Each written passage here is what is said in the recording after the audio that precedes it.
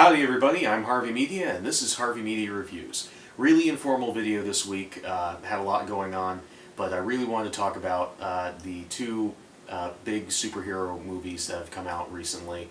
Batman vs. Superman, which I've already slightly touched upon in another video, and Captain America Civil War. I said I wasn't going to watch Batman vs. Superman. I've been saying it for months to my friends, and they all said, oh yeah, you're going to see it and you're going to make a video about it. Well, guess they showed me, because here I am talking about it. I did actually see it. The thing was, Captain America Civil War came out, and it was too good of a crossover to pass up. Stan Lee called these characters once long underwear characters, the superheroes, long underwear characters. And the long underwear characters just were not getting along this year. They couldn't seem to come to terms with each other. So there was a lot of infighting this year. Batman fighting Superman in Batman vs. Superman, The Dawn of Justice, and Captain America fighting Iron Man along with the other Avengers in Captain America Civil War. Kaylee and I went out and we saw them. We saw both of them. And I'm really tired, so I apologize about the rambling and the weirdness of this video. But we saw one of them at 10:30 in the morning and then the other one at 4:40 at night, because that's how the show times went. So it wasn't a perfect double feature, but it was a double feature of sorts, just at a really long intermission.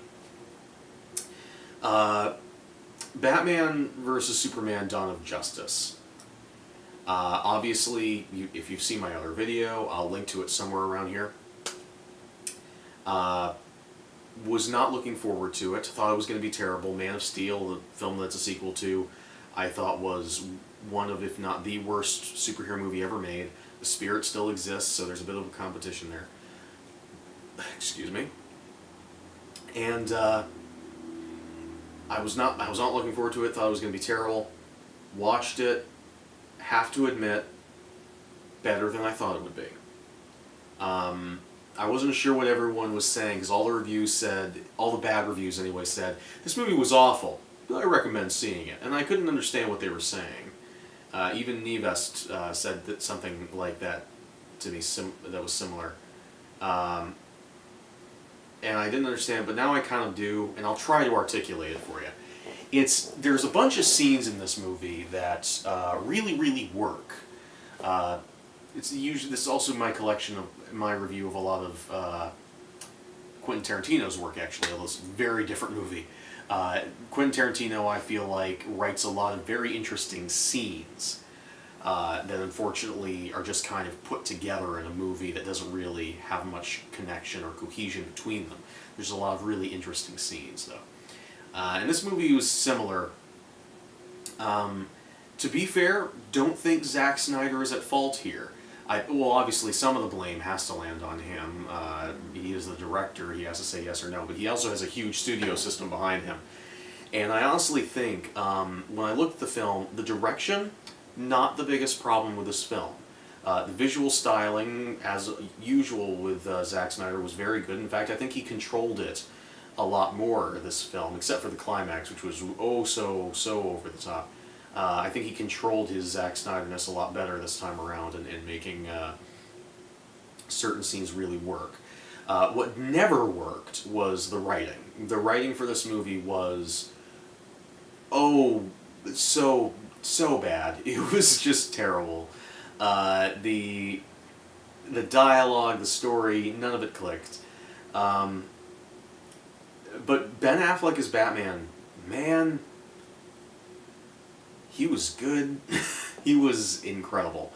I'm still not necessarily a fan of the suit that he wears in this movie, but he made it work. He worked it. He made his performance work. I was very impressed. Totally sold me on the entire character. Might be one of the top Batman live-action performances I've seen. I'll have to see. I'm definitely looking forward to the solo movie that apparently Ben Affleck is directing. Very much looking forward to that, and we'll see how that goes. But for right now, very impressed. Jeremy Irons, he was okay. Alfred is just a great character, and I love Alfred, so I'll love Alfred in anything. Jeremy Irons did a good job. He's just kind of okay. Gal Gadot, Did a good job. Didn't quite blow me away as much as Ben Affleck did, but then again, she had a much smaller part in the film, and also all she had to do was be as good or better than Linda Carter. Because Ben Affleck has to fight against the entire legacy of people playing Batman on screen. There's only been one other successful live-action Wonder Woman, and that's Linda Carter. Everybody else is a failed pilot. So, yeah, I felt like she did as good, if not better, than Linda. So, good on you, gal. You really rocked in this movie. Definitely some of the most kick-ass fist-pumping moments were Wonder Woman moments in the film. Other superheroes appear in the film. The Flash appears twice, once in a webcam video, or once in a laptop video, and once in a vision of the future that Bruce Wayne has. I was not impressed, but then again, I'm a big fan of the TV show, so I feel very protective of that. Although the Flash's suit, I can say unequivocally, is awful. Awful, awful. Aquaman shows up in costume on another laptop video. Looks kind of cool. Cyborg's entire origin story is done in the form of a laptop video apropos of nothing. Great casting, by the way. The actor who plays his father is perfectly cast. The rest of it is really weird, and I didn't want it in that movie. And Wonder Woman, and miss anybody? I don't think so. Really, the biggest problem with this movie is everything having to do with Superman. Everything that comes from the Superman universe. Yes, the writing is bad, the dialogue is awful, the dream sequences go nowhere and are very confusing. The design for the parademons is nearly perfect. I love it. But everything having to do with Superman's universe, Superman himself, as played by Henry Cavill, is terrible. And I don't want to say anything too bad of Henry Cavill, because honestly, if his character was written better, I think he would be doing a much better job. I still feel that in the canon of Superman actors, he's a very weak one. Like, even behind Dean Cain. Still in front of Tom Welling, but even Tom Welling had some decent material every now and again. Henry Cavill has nothing to work with, and unfortunately he doesn't impress. At least when Ben Affleck has nothing to work with, and wow, when Ben Affleck has nothing to work with, he still brings his A game, and Henry Cavill, I think, was trying to, but kind of dribbled it on the floor along the way or something. Amy Adams, who's an actress who I know can do great work. I've seen her in movies where she blew me away, like The Master or The Fighter, is awful as Lois Lane. Simply awful. I don't know why. Again, the writing does not help her, but it's... weirdly enough, someone I really didn't like in the first movie, I can't remember the actor's name, so I apologize, but Morpheus, as Perry White, really did a good job in this movie. Perry White was written terribly, all of his dialogue was awful, but this guy's performance as Perry was really good. He really brought the energy to some really bad lines. Jimmy Olsen shows up, not named, but he does show up, and he is actually really interesting. It's one of the most interesting versions of Jimmy Olsen I've seen in a long time, which is difficult because Jimmy is a very difficult character to do, and he is killed within 30 seconds of being on screen. I'm gonna, at this point it's too late to say spoilers, but I'm gonna include spoilers in the title of this video so you all know. And of course, Lex Luthor has been raked through the mud, and I have to say, again, I think that it's more the writing of this character that pays it a disservice more than Jesse Eisenberg. I have to give Jesse Eisenberg props. He took this version of the character that they went with, and he did as much with it as he possibly could. There are times when his performance doesn't work at all. The infamous scene in the trailer was like, Bruce Wayne meets Clark Kent! I love bringing people together! That was awful. There's nothing. But there are moments, there's these moments where his brain is going too fast. You can see it. His brain is going too fast, it's hitting different things, and he keeps he's got this thing where he's like, picture a square, no, triangle. He's got these little Tourette's moments that are really interesting to watch, and I almost bought his character, but again, the writing completely sabotages him, because he spends the entire movie talking about how he wants to fight against Superman because Superman is a god and he wants to reclaim the power in the universe for man. And at the end of the day, it turns out he's actually been working for an alien power this whole time. There are lots of great scenes, like the adaptation of Superman's funeral from the Death of Superman arc is really beautifully done. The adaptation of Batman's parents' death is really beautifully done. The fight scene between Superman and Batman is really cool. I'll admit it. The problem is the film doesn't earn any of it. It doesn't actually feel like this is a movie where this happens. And a lot of people have commented on the fact that the film feels like it's two halves, two different movies. The first half is a really serious film, and the second half is just a knockout, drag-out brawl. And the reason why I feel so completely separate is because none of the events that happen in the second half of the film follow organically from the events in the first half. And not many of the events that happened in the first half of the film flow together either, but at least they flow better. And then suddenly there's just this disconnect, and suddenly it's a Superman, Batman, and Wonder Woman fight Doomsday movie in the second half. And it's just... I don't want to go into too much detail about the plot because so many people have broken it down at this point, and so many people have dissected it, and I don't want to leave not enough room for Captain America, but it's a mess of a movie, but I honestly am curious to see where the DC Cinematic Universe goes from here. The movie's a piece of crap. Really a big failure, but it has its moments. Whenever Man of Steel's on TV, I change the channel. I might watch this movie again, and that's a big deal with this franchise. The TV universe is still better. I'm hoping that Supergirl gets a second season, even though I admit kind of dropped off watching it after a bit. I hope Supergirl gets a second season, because I think they deserve it. And The Flash, I'm enjoying. Legends of Tomorrow, I'm enjoying. Arrow, I'm enjoying. They're all goofy shows, and they're not perfect, but they're better than this. And that brings me to...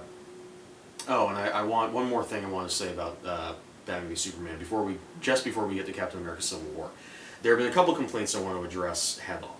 One is DC. Everyone is comparing this movie to Marvel movies because y'all are brainwashed, and Marvel movies are fun and DC movies are dark because DC is trying to establish a different tone, and you need to accept that. I agree that DC's trying to set a different tone. I think that they're doing it badly, because the Christopher Nolan Batman movies are a very different tone than what Marvel's doing.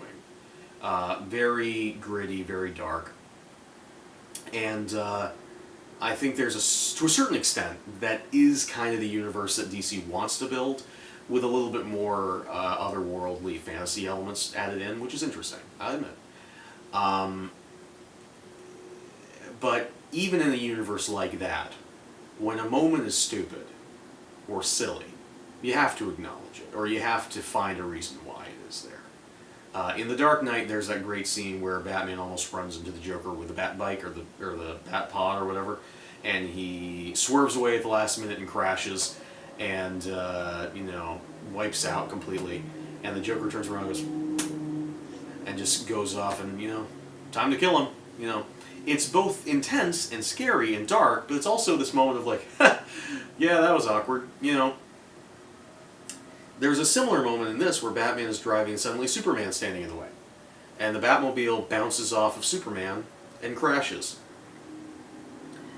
And DC Comics has a no-jokes policy. In fact, I can name one joke in this entire movie that wasn't delivered by Lex Luthor. Batman saves Martha Kent at one point, and and he's like, "Hi, I'm a friend of your son's," and she says, "Oh, I could tell, the cape," and that was cute. That was cute. Also, Martha Kent is terrible in this movie too. Not necessarily the acting, just again the writing, awful. Holly Hunter, great. Not again the writing is terrible, but she is great. But in that moment when the Batmobile bounces off of Superman, there should be a minute of just Superman, of cutting back to Superman, just kind of being like, just like, because it's nothing to him, but it was just a huge crash. But no, they have to treat Superman like a god. They have to be like, this is the most important thing you've ever seen in a movie. So Superman just has to, as soon as it bounces off and like it finishes crashing, Superman walks towards the Batmobile in slow motion with his cape flowing majestically in the wind, and he's got his serious constipation face on and everything. And Batman's like, tell me, do you bleed? You will. It's when you take a silly moment like that, and you take a silly character like Superman. I love Superman because he's silly. And I love Batman because he's silly too. And you take these silly things and you treat them with this much gravitas, like this unrelenting gravitas, like every moment that you see in this movie is the most important thing you've ever seen in a movie. It just makes it hilarious. It does. There are ways to make films really intense. Watch the movie Dread. That movie is really, really intense. But you don't have to ignore when something is weird or something is silly, because they will often just kind of acknowledge that for you. Or if they don't, it's still there, This movie is so completely up its own ass, like it just doesn't see itself. It has no self-awareness about its existence. I'm not talking self-awareness like Joss Whedon, self-awareness like, oh, what are Scarlet Witch and Quicksilver's powers? Oh, well, she's weird and he's really fast. That's not the kind of self-awareness I want. I just want some kind of self-reflection and some kind of awareness of the story that you're telling. Speaking of which, Captain America Civil War,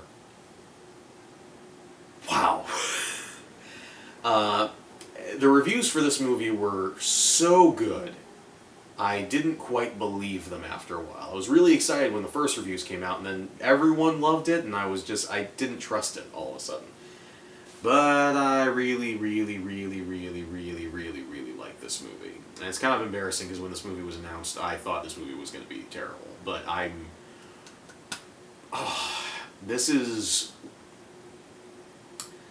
not going to make any too big comments. It's definitely, to me, one of the best Marvel movies ever made. I'm not going to say it's the best superhero movie ever made because I have to let this movie sit for a while, but at least just from coming out of the theater, I didn't feel this good about a Marvel movie when I saw Captain America Winter Soldier.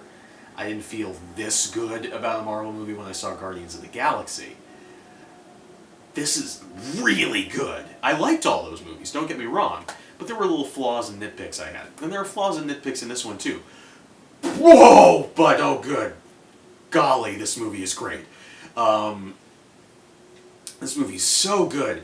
A very similar story to Batman vs. Superman, with the government coming down on supers and saying, oh man, again I'm going to warn spoilers, oh man, you guys are messing with things, and Captain America, who's an awful lot like Marvel's answer to Superman, is doing his thing, and Iron Man, who's an awful lot like Marvel's version of Batman, is trying to stop him for the sake of humanity and the children. You can't stop bad guys because oversight. I was on Team Cap the entire way. Some people have said that going into this movie the arguments were very well constructed, which they are, don't get me wrong, and it made them change sides. Not for me. This movie is very political, not specifically either side, but I think that there's going to be some very heated arguments about the ethics in this movie, and I welcome them. I think that it's always good if a movie leaves you with a question, and this movie did, which is great. It left you with some unanswered questions. You definitely get the idea that Captain America is the hero and Iron Man is a little bit of the antagonist or the villain of the piece. Not quite the villain, but definitely the antagonist. And so there's that. But the arguments are still solid, and in the end of the movie, one of the characters who was on Iron Man's side, even though Iron Man admits defeat at the end, to a certain extent, it's very complicated. No one really wins here. Captain America kind of wins a moral victory, but it's still very... But War Machine says, even after everything that happened, I still think we did the right thing. And you're left with that. You're left with that question, who was right? And the answer is, both of them were right, to a certain extent. But at the end of the movie, I was totally Team Cap. I was still Team Cap. I mean, his position appealed to my personal political beliefs. Make of that what you will. But so I tended to side with him on this film. And even though the arguments were well made, I stuck with Cap. There are new characters introduced in this. The new Spider-Man, who is great. People have been calling him the best Spider-Man ever. And I think technically, on a technical level, yes, he's the best Spider-Man that we've ever had. He's the best Spider-Man costume, absolutely. No question about it. My favorite Spider-Man costume we've had so far. And the best in terms of mixing the cocky Spider-Man side with the quirky, shy, nerd side. That was great. My personal favorite is still Andrew Garfield. That's just my personal favorite. Technically, I think he's probably the best in terms of writing and the combination of things. Like, Tobey Maguire was pretty good as Spider-Man, but he could never quite get the quippage down, and Andrew Garfield was really good at the quippage, to the point where he was almost like too much quippage. And this kid gets a good balance. I think I could still use a little bit more quippage, but he did a great job. And the interplay between all the characters is great. And I forgot to mention the other new character in this movie, Black Panther, who, holy crap, Black Panther is so cool. Like, I didn't think so at first. When he first shows up, I was like, oh, this is interesting, but it seems a little bit ham-fisted into this movie. And then he kept going, and I'm like, this guy, I still don't see where this guy's part in this movie quite is. And then, right up at the ending, they incorporate him into the climax of the film so well that almost, it pretty much makes up for everything else. The movie weaves so many elements that don't feel like they should go together almost seamlessly. And it's a great thing that Marvel has made so many movies up to this point, because they were able to cut down on establishing characters and stuff like that so much, and just let these characters be characters. Even the characters that were introduced but didn't get much character development, like Scarlet Witch and the Vision. They showed up in Age of Ultron, but they were kind of like really rushed, and you didn't get a whole lot of idea of who their characters were. They take what character you know of them already from that movie, and they extrapolate on that in a way that makes perfect sense, and you feel like you've already known them, and the new things that you do learn about them fit in perfectly well. Spider-Man is great. I'm really excited for his movie. Black Panther is great. Super excited for his movie. Oh my gosh, he was so cool. Definitely my new favorite character, or at least one of them. All the characters just really get their chance to shine in this movie. There's not much to say, there's not much to complain about, because this movie is just freaking great. And it's definitely the darkest Marvel movie. Like, it's dark to a point which I never thought Marvel would let these movies go to, but I've always wanted them to. And like, oh man, some of the stuff that happens in this movie. And at the same time, they didn't go the route that... I've already said spoilers, so I'm just going to start talking. There was a tendency with the Joss Whedon films, and I don't want to come off like a Joss Whedon hater, because I like his stuff. I'm a big fan of Firefly. And I like the first Avengers movie. The second one just kind of left me cold. Joss Whedon stuff where it would be like, quippy, quippy, quippy, quippy, snarky, snarky, snarky, snarky. Death! You know, just one character would die because we have to prove the situation is dangerous. This movie was really dark, like, to the point where it's hard to watch in places, because You just want your favorite characters to be friends, and they're not. They're at each other's throats. And really dark, and has some really violent, grim scenes. And yet at the end, there is someone who dies. It's not who you're thinking. I guarantee it's not who you're thinking. But most people, that death is very early on. And for the rest of the movie, there are several moments where a shock death would usually follow. A Coulson death or a Quicksilver death. But it doesn't happen in this movie. It never, you keep expecting the shock death twist to happen, and it never does. And I think to the film's benefit, I think this film ends pretty much the perfect way that it could end. Especially because the storyline in the comic ends with Captain America's death, so I think a lot of people were expecting him to die in this movie, and he doesn't. In fact, they pretty effectively, they kill off the guy who killed him in the comics in like the first scene of the movie, which was nice. He was really, you get two Captain America villains in this one. The first one, Crossbones, was really cool. He's only in that opening scene as a follow-up to his appearance in Winter Soldier, and then he's gone. And then you have Baron Zemo, who's not a Baron in this, he's just Zemo. And he doesn't have a purple hood, and he doesn't invent a special kind of glue that he's going to defeat America with and accidentally sticks a purple hood to his face. So, at the end of the day, you're kind of like, what about this guy is Baron Zemo? But I kid the guy, because his name is Zemo, he's not a Baron, and he's basically nothing like Baron Zemo at all. So, adaptation-wise, but in terms of actual character within the film and the way that they use him, really good character, really good villain.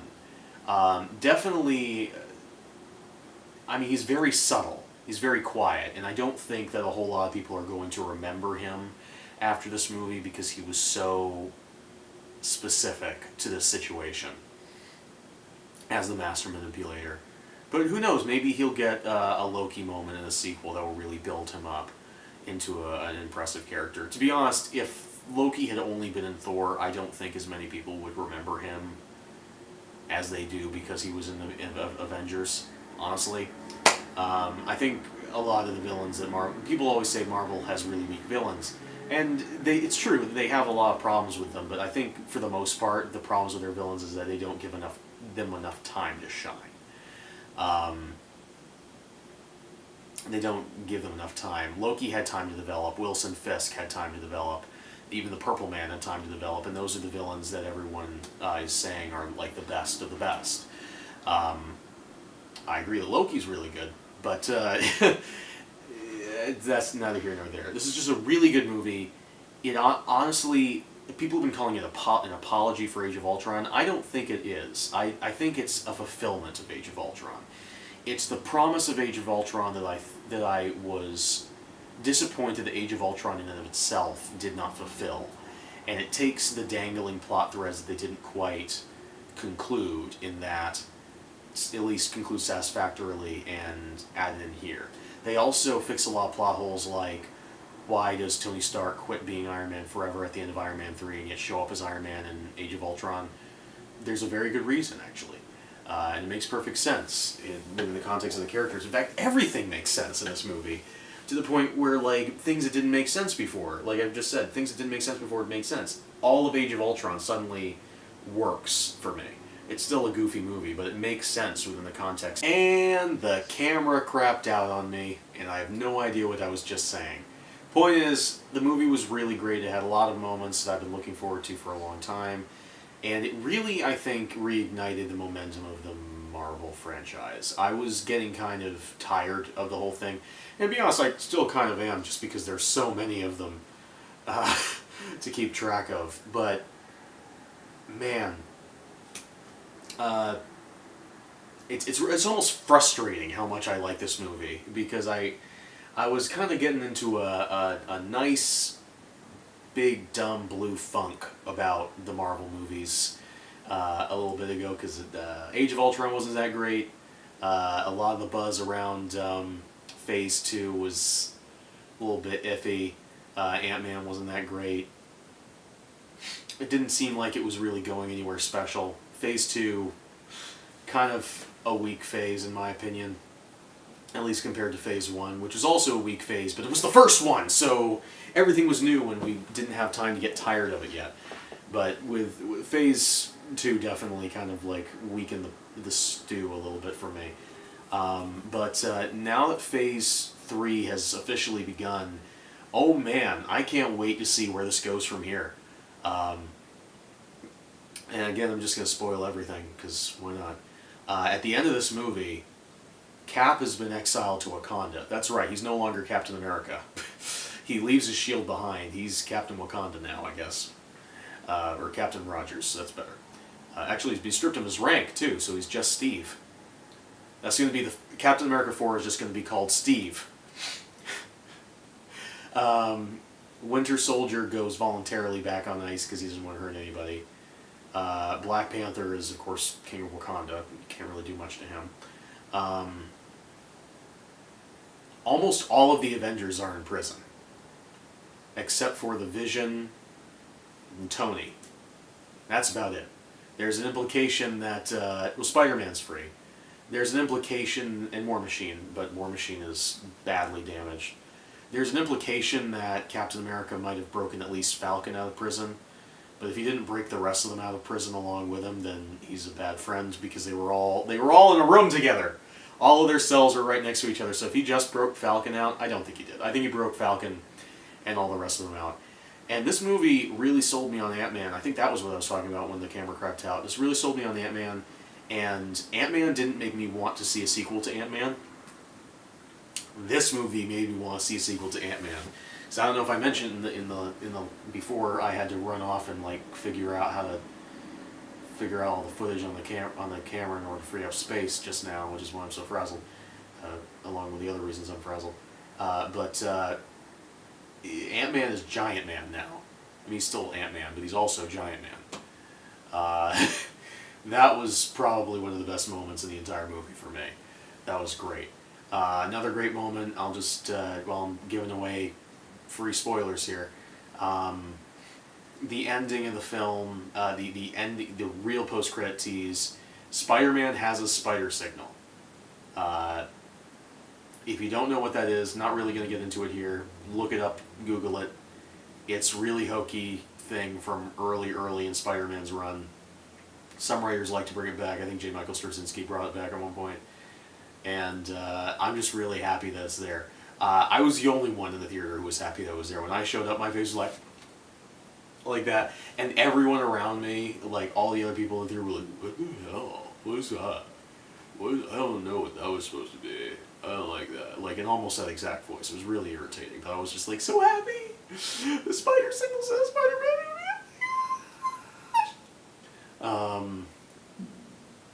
Made me a very happy camper and a very sad camper at the same time, because this story was not a happy one. Yeah, I gotta say, Marvel, I have to be in a very particular mood to be in a Marvel mood, generally. DC is something that I can always kind of default back to. But Marvel, I have to be in a very particular, very pretentious kind of mood to fully enjoy. And just in general, I'm not just talking about their movies, I'm talking about their comics. And all their characters, really. I'm just more of a DC guy than I am a Marvel guy, but Marvel, and that's kind of why it's difficult to say, especially with the whole corporate megalomania thing behind it and all the egos involved, but man, this movie was awesome. It was so good. It's everything that I wanted out of Avengers 2. And I don't even really... I'm not even mad that it wasn't in Avengers 2 anymore, because it was in this movie. And that's what's important. And Avengers 2... Yeah, it all makes sense. It all ties together really well. The Russo brothers are amazing. They did a fantastic job here, and I cannot wait for Infinity War. I know it's not actually going to be called that anymore, or at least it's not going to be Infinity War Parts 1 and 2 anymore. It's going to be called something else. But I can't wait for those movies. I can't wait to see what they're like. I can't... Again, I didn't think that they would be able to pull it off because of all the different characters involved, but they balanced the characters in this movie fine. So, what do I know? All I know is really looking forward to it. I'm sure there are going to be people who didn't like this movie. That's fine. I loved it. Batman v Superman feels like a movie that was made to me, and I'll let you in on something for an alternate opinion. Kaylee doesn't agree with me on this. Just so you know that this is not the be-all, end-all of opinions. Batman v Superman felt like a movie that was made by 12-year-olds to me. And Captain America Civil War felt like a movie that was made by adults. Kaylee's description when she gave it to me was Batman v Superman feels like just a generic blockbuster, whereas Captain America Civil War feels like a masterpiece. I can't entirely argue with her, except that the generic blockbuster that I usually look to is like Roland Emmerich movies, like Independence Day. And as much as I don't like Independence Day felt like a more cohesive narrative than this movie did. That would be my argument. But maybe that's not fair because she's not here to give her side. So after she sees this video, I'll figure out what her answer to that one would be. But anyway, those are all of my thoughts on both of these movies. Very similar movies coming out very recently. I guess, oh, well, here's something else I can do. The other big superhero versus thing that came out recently was Daredevil versus the Punisher. I've only seen the first 4 episodes of Season 2, but from what I understand, that's where the main fight between the two heroes happens before they team up later. I thought it was really good. I didn't think they were as strong, but they're only 4 episodes, mine. But I don't think that didn't grab me quite as much as Season 1 of Daredevil did so far. Haven't seen the rest of it, so we'll see. This version of the Punisher is really good. For my feelings on the Punisher, go see my Adventures in Hypertime episode about him. I'm not a big fan, but this actor did a really good job. I love this version of Daredevil, so I loved him. The reason why they were fighting was well developed. That being that Daredevil is a superhero and the Punisher is an asshole. I can't talk about the Punisher without talking about how much I hate him. But it's real bad. But yeah, the Punisher is just kind of a jerk. And Daredevil needs to kick him in the butt about it. And in the end, things turned out good. The Punisher went to prison.